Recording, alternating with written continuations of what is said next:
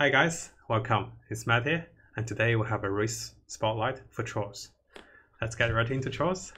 So there are 4 trolls in total, and those are 1 cost Shadow Shaman and Bat Rider, 2 cost Witch Doctor, and 4 cost Troll Warlord. And there you go, there's the Troll Warlord. The race synergy for trolls of Voodoo Frenzy, and what is that? Is that it increased attack speed for ally units. And when you have 2 trolls, the trolls on the field will gain 35 increased attack speed, which is greater than 1 hyperstorm attack speed. When we have 4 trolls, all units, including the trolls, will gain additional 30 attack speed. And this is equal to the attack speed of a hyperstorm. And we all know how rare hyperstorms are. So something I want to highlight is how mana works in Dota Auto Chess. In Auto Chess, mana works like this. Each unit, after dealing 50 damage to the enemy, will gain 10 mana, and this unit is capped at 10 mana. No matter how hard it hits after that, you only gain 10 mana. But there are 3 different classes, units that gain more mana. Those are mages, shamans, and warlocks. They will be capped at 20 mana after dealing 50 damage to the enemy. So what that means is, without any mana regeneration items like the crown, like Voidstone, or Refresher, or Perseverance, the highest amount of mana regen for the units attacking is only 10 mana. But notice that demons do double dip with the true damage because they do 50% true damage. And for demons like Shadowfiend, he not only double dips mana with his true damage, he also gains twice mana because he is a warlock. That's why we see a 1-star Shadowfiend gaining mana so fast, because he double dips as a human, he double dips as a demon, and then he gains more mana because he's a warlock. So now we know that each auto attack will be capped at mana. Attacking faster really helps units to gain mana and get the spell off faster. That's one of the highlights for trolls. Not only do you do more physical damage, you also gain mana faster with the 4 trolls. So let's look into the races and stages. We have the early game. For trolls, the trolls are not very strong in the early game, simply because most of the trolls are range units, and Troll Warlord don't come any sooner than after you get to level 5 to open up the potential to high roll a purple unit at 2%. And because of that, trolls tend to be transitioned into instead of starting into trolls. You can start into trolls maybe with a lucky 2-star Witch Doctor, but usually what I find is something like Orc Warrior, something like Knights really helps trolls to transition. So yes, the trolls are quite weak in the early game. Let's look at the mid game. How are the trolls in the mid game? It turns out trolls are one of the powerhouses in the mid game. After completing your 4 trolls, you can help the team a lot. But something we need to keep in mind is, when most of your trolls are only 1-star, and most of the other units are 2-star like we see here on the screen, sometimes it's better if we keep those units for a bit until we find most of the trolls to 2-star. Now this does not have to be the Troll Warlord. As long as Witch Doctor and Shadow Shaman is 2-star, I'm willing to put them on the board for the attack speed boost.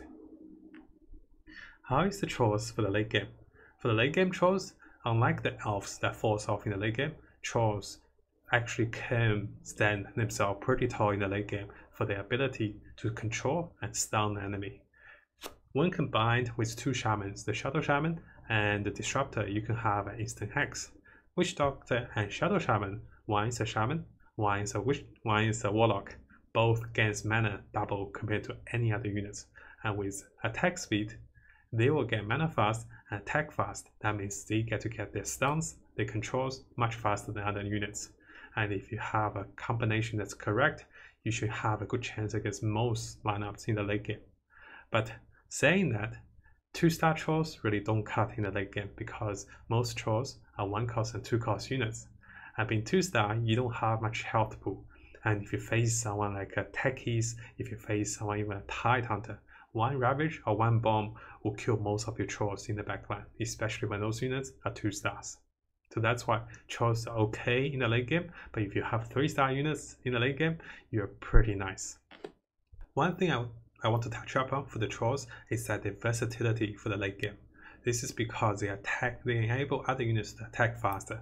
That means units like Medusa, Tide Hunter, Enigma, or even a Lich can gain the mana so much faster and be casting off that crucial spell to change the round of the fights. Hence, the trolls have an okay standing in the late game, sometimes even a great standing when you have the correct units.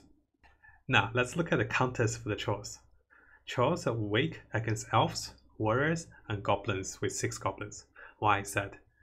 Trolls have difficulty physical hitting the enemies like elves because when they have 6 stacks of elves, they tend to be stronger in the mid game against trolls.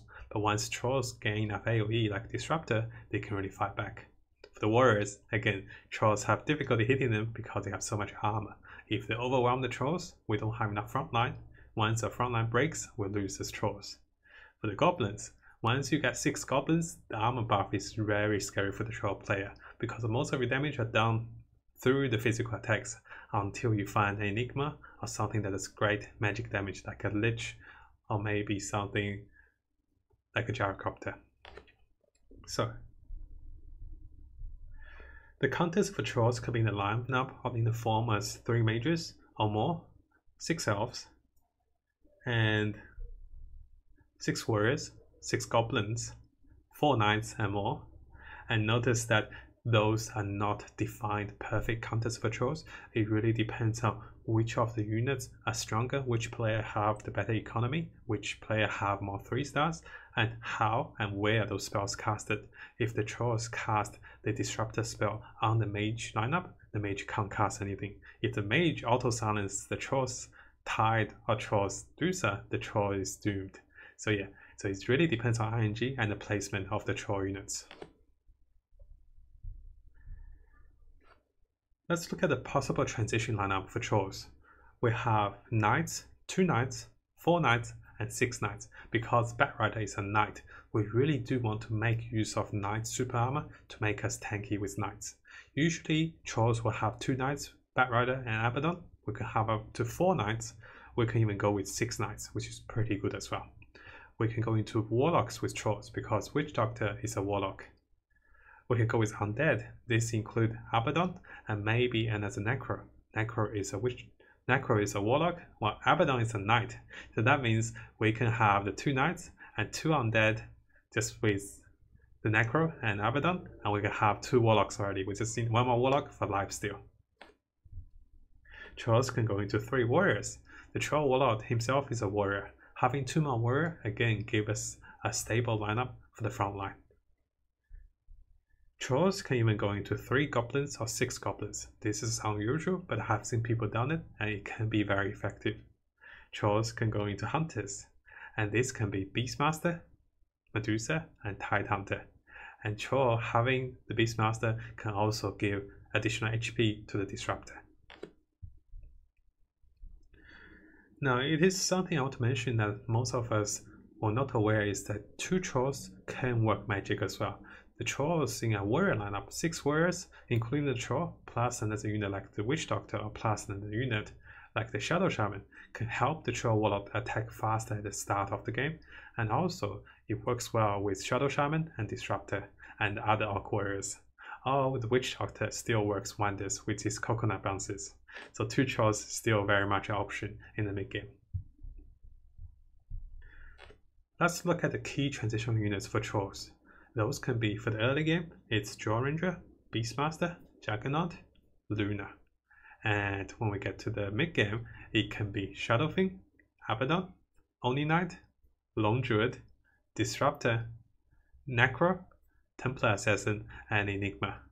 So, what do I mean by Jaw Ranger? You might wonder, Jaw Ranger is a hunter, yes. Jaw Ranger also undead. It's the fact she's undead, we want her to go with Abaddon to have the 2 undead to start it off. We then can have the Batrider with Abaddon to make sure they work as a frontline tanks because of 2 knights super armor. I know it's not that much, but sometimes they can do magic as well. And similarly, the Beastmaster can go into Orc Warriors, and so is Juggernaut, and Luna is also a knight that enables the Batrider to become a tank. Shadow Fiend is the Warlock, while Abaddon is our undead. And so similarly, we can have the Omi Knight as a tank as well. Lone Druid and Disruptor is just such a good pickup, and Necromancer enables the Warlock and Undead for the trolls. Templar Assassin is optional. I don't want to confuse you guys with the Templar Assassin simply because she's great with attack speed. She tends to get her shield off quicker, but she is optional because she is not the perfect matchup for the trolls, but more like a transitional unit, just so you just level to level 9 and all of a sudden you have a Templar, you put her on. She works as a semi-tank for us because of attack speed, more mana, and more reflection charges. And in the late game, Enigma is really good for the trolls because trolls do lack another form of damage. Having pure damage that's AoE is great for a single target physical damage lineup like trolls. Let's look at item priorities or item suggestions for the trolls.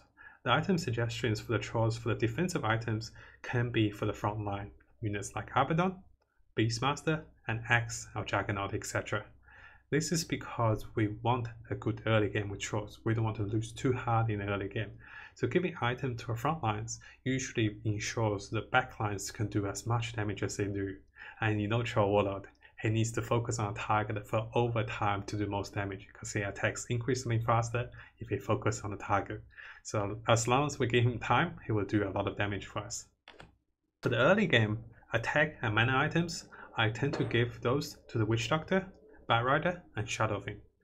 Witch Doctor for the mana items, Bat Rider for the mana items, and Shadow Fiend for the attack items. You might ask why Bat Rider? Because Bat Rider, before the Troll Warlock comes in, Bat Rider is actually a really good source of damage dealer instead of a tank. Yes, Bat Rider is a knight, but on the other side, Bat Rider increased damage dealt to the enemy each time he casts. He has a really low CD, and once he stack up one or twice of his napalm, he tends to do plus 75, that's at 2-star, plus 75 damage with each stack. So that means he gains more mana with attack speed, and each time he casts, he increases attack. I have seen Bat Riders doing about 200 plus damage with 3 stacks, around round 5 to round 10 with just 1 Void Stone and with 1 Crown. For the late game items, I tend to give my items to the Troll Warlord, that is 2-star, the Disruptor, the Medusa, the Tide Hunter, and the Luna. The Luna is used in the Troll lineup as a form of damage dealer and as an activation for the Knights. Luna is great in terms of her bounce attacks, and because she enjoys the Troll attack speed so much, she is usually the top attack damage dealers for the Troll lineup. We're going to be looking at the early game positional suggestions for the Trolls. Usually Trolls tend to go into the defensive positioning in the bottom corner, and this allows most of the range units like Trolls to focus fire down the enemy units. Of course, we can also take the side positioning. This is when there's a particular unit like Queen of Pain or a unit we want to stay with the group is required to stay in a particular position. Usually I will take the defensive positioning unless there's a reason. For example, have a 2-star Queen of Pain, or if I know I'm stronger. If I know I'm the stronger lineup, I'll take this side positioning to have a higher chance of flanking the enemy from the left or from the right onwards. For the mid-game positionings, we still have defensive positioning and the side positioning, which is the same for the Trolls. 2 reasons, because Trolls really do excel with the range units, and if you can focus fire down the enemy, it's great. And during the early game and during the mid game, there isn't that much worry about being hit by a massive mage lineup or being hit by a massive Tide or Disruptor. When I said this, I meant before round 26. After round 26, it's very different because that's when people do complete the mage lineup, they complete the death ball of AoE units, and if you still stay in a group, very soon you'll be losing very hard to a massive AoE. Let's look at the Trolls in the late game formation. This is one of my late game formations. Over here, I tend to prioritize in my unit formations for the Knights, so the Knights tend to share damage evenly. Also, I have a few of the 3-stars, like the Shadow Shaman and Chaos Knight. They are in the front so they can deal most damage, receive damage to cast off, and be there. So instead of being blocked off by other units, I really want my 3-star units to be right in the thick of battle. This can be a downside to it, is that you can be facing enemy with auto attack silence, you can be attacked by anti-mage, you can be focused down, but knowing how tanky 3-star units are, usually this is to our advantage. We want 3-star units usually to tank for us. And in the late game, we really do want to split for Trolls, and especially after being grouping up so long. This is because some of the big AoEs like a Tide, like a Medusa or Enigma tend to be focusing on one side of the group. If we split into two groups, it means they can only take one of our group down. So over here, this is the weaker group, this is the stronger group. What I'm hoping for is that my stronger group will be able to survive, while my weaker group will distract the enemy long enough so my stronger group can win from this side. Now we're going to look at some race specific tips for trolls. First tip I have for you guys is that we really do want to be rerolling after level 6 or even level 7. There are two reasons. Yes, we want to roll for the Shadow Shaman, we want to roll for the Witch Doctor and Bad Riders to the 3-star. But before we find out what Troll or Warlord, we really want to go into the level 7 and level 6 range before we start rolling. And when we find the Troll Warlord, yes, we can roll earlier, even level 5 for the other units. But before we do that, we really want to go higher for the higher rate of Troll Warlord, because he is a win condition and he is our race synergies activator. The second tip I have for trolls is that knowing trolls is a good comeback race. It is possible for us to start losing streak in the early game. This will gain us enough economy and give us enough economy to search for the Troll Warlord while we have a disadvantage with health. Looking over here, I'm currently on 28%, but after completing my troll lineup, it is likely for me to have a better comeback in the mid game. Currently it's around 20. Let's see what happens to us as we go further. So we'll be fighting, and we keep fighting. We stay at 28%. We're still fighting, and we're still fighting over here. So once we go to the mid game, or even to the mid to late game, we have stayed on about 26% throughout this game. So we went from around 20 to currently around 31. We have only lost once. This is the second time we lost. So this is what I'll show you guys. It's that the trolls have a great comeback potential. And having a great comeback potential means that we can be winning and we can win even stronger with trolls. And if we're losing, knowing that we have the greater comeback potential means that we can be safe in the mid game if we find the crucial units, the 4 trolls, and if we have enough units to help us to tank for the front line.